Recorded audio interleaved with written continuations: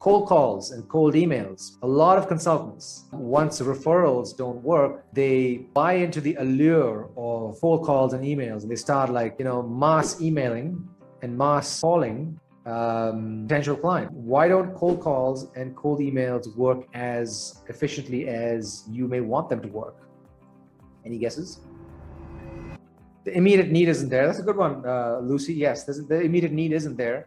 But even for referrals, right? If you get a referral from somebody, unless that organization has an immediate need, if you get a referral from someone into an organization that does not have an immediate need, you still may get a conversation, right? And you can still keep in touch with that with a potential buyer. But when it comes to cold calls, cold emails, there's no trust, right? Again, the most important thing in our business is trust. So when you kind of mass email people, first of all, there's no understanding of why someone like you is needed in the organization, right? And secondly, they don't know you from Adam.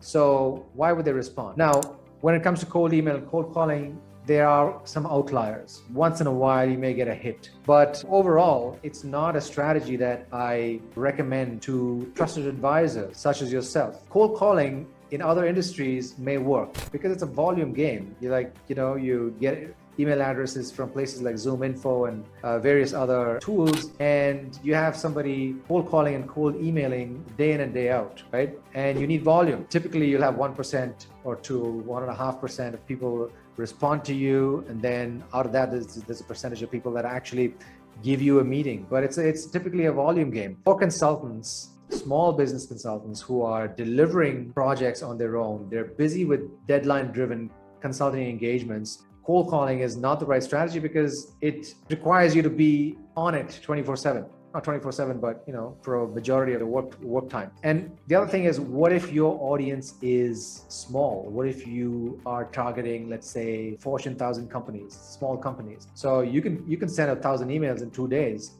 And then what? Who are you going to email? You can get lists of your potential buyers and you exhaust that list. Then what happens? First of all, you may even tarnish your reputation as a trusted advisor because people may remember you and say, okay, this person just spammed me. And secondly, you don't have enough volume. Your market isn't big enough for a cold email or cold call strategy. Then what happens? So, like I said, there are some outliers where cold calling may work, but for the most part, it's not something that I would recommend trusted advisor to pursue. So the mistake number 2 is thinking and buying into the allure of cold email and cold calling and cold LinkedIn direct messages, right? How many LinkedIn direct messages do you respond to? The folks that simply, write you an email or connect with you and then write you a quick message saying that, hey, we offer X, Y, and Z.